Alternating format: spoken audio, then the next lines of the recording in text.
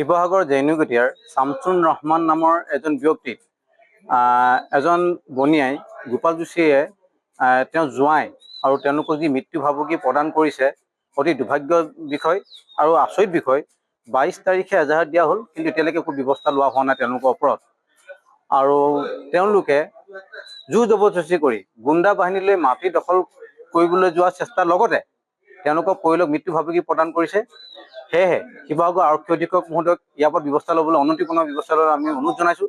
লগতে যোশী উপাধি ব্যক্তিজনক সকীয়াই দিছোঁ। এখন শিৱসাগৰ হয়, এতিয়াও ইয়াত বিক্ৰী নোহোৱা বহু মানুহ আছে। আপুনি ভৱিষ্যতে যদি এনেকুৱা কাণ্ড কৰিবলৈ হয়, আমি আইনী পৰ্যায়ে গণতান্ত্ৰিকভাৱে আপোনাৰ বিৰুদ্ধে আমি মাত মাতিবলৈ বাধ্য হ'ম। এখন সম্প্ৰীতি শিৱসাগৰ হয়, ইয়াত কোনো ধৰণৰ সাম্প্ৰদায়িক বীজ ৰোপণ কৰিবলৈ চেষ্টা নকৰিব। আপুনি প্ৰকাশ কৰিছে বোলে আপোনাৰ হাতত চৰকাৰ আছে, আপোনাৰ হাতত পুলিচ আছে পকেটত, এইটো এটা দুৰ্ভাগ্য বিষয়।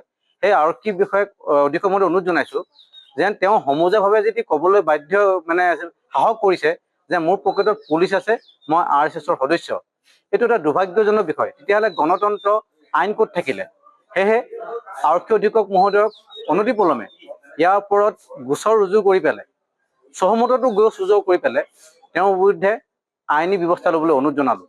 আৰু উজনি অসম ফুল মুছলিম পৰিষদৰ পৰা আমি তেওঁক সকীয়াই দিছোঁ, ভৱিষ্যতে যদি তেওঁ এনেকুৱা কাণ্ড কৰিবলৈ হয়, তেতিয়া আমি তেওঁলোকৰ বিৰুদ্ধে আমি সজোৰে ব্যৱস্থা ল'বলৈ আইনগত ব্যৱস্থা বা গণতান্ত্ৰিকভাৱে ব্যৱস্থা ল'বলৈ আমি বাধ্য হ'ম। মই আৰক্ষী থানাত আজি 3 দিনমানৰ আগতে এণ্ট্ৰিটো দিলোঁ, যিটো কেছ হৈ গ'ল মোৰ মাটিৰ ওপৰত। পুলিচ প্ৰশাসনৰ আগতে মোৰ ফেঞ্চিং ভাঙি চিঙি থৈ গুচি আহিছে।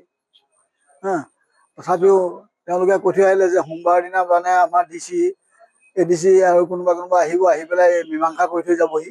আপোনালোকে এতিয়া এইখন আৰু ৰিপেয়াৰিং নকৰিব, যিবিলাক কৰিলে সিহঁতে যিটো ভঙা চিঙা কৰিলে সেইবিলাক আৰু নুচুব। আৰু সেই হিচাপে মই আজিলৈকে ৰৈ থাকিলোঁ। এতিয়ালৈকে কোনো পুলিচ প্ৰশাসনত, আৰু মই এখন এণ্ট্ৰিও দি থৈ আহিলোঁ এজাহাৰ এখন, সেই এজাহাৰখনৰ কাৰণেও মোক একো এতিয়ালৈকে সোধ পোছ কৰা নাই। আৰু মই পুলিচৰ পৰা কোনো সহানুভূতি পোৱা নাই। গতিকে মই আকৌ মানে 3 দিন হ'ল।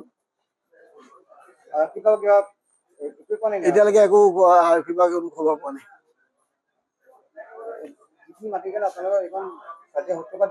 হয়, সেইখিনি মোৰ নিজৰ মাটি হয়। মোৰ ফেঞ্চিং মাৰি দিছিলোঁ, মানে এতিয়া মানে হেৰিয়ে মাটিখিনি খান্দি পেলাই ওপৰত পেলাব, গতিকে মই পোচকেইটা মাৰি পেলাই হেৰি কৰি থৈছিলোঁ। পিছত গৈ পেলাই চিন নাইকিয়া হৈ যাব বুলিহে মই এতিয়া মাৰিছিলোঁ সেইটো কাৰণে। কাৰণ সিহঁতি যথেষ্ট আমনি কৰি আছে মোক ইমান দিনৰ পৰা। তাৰপিছতে গৈ পুলিচ প্ৰশাসনৰ আগত লৈ গৈ আগতে মোৰ মানে গোটেই ফেঞ্চিংখন সিহঁতি ভাঙি চিঙি থৈ গুচি আহে। প্ৰশাসনৰ মানুহ লগত আছিলেই। প্ৰশাসনৰ মানুহ থাকোঁতে থকা অৱস্থাতে সেইখিনি ভাঙি থৈ আহিছে। সাব ইন্সপেক্টৰ এজন গৈছিলে আৰু লগতে আৰু 2জন। যিকোনো খবৰৰ বাবে যোগাযোগ কৰক 7099017330 লগতে 7099017110 নম্বৰত।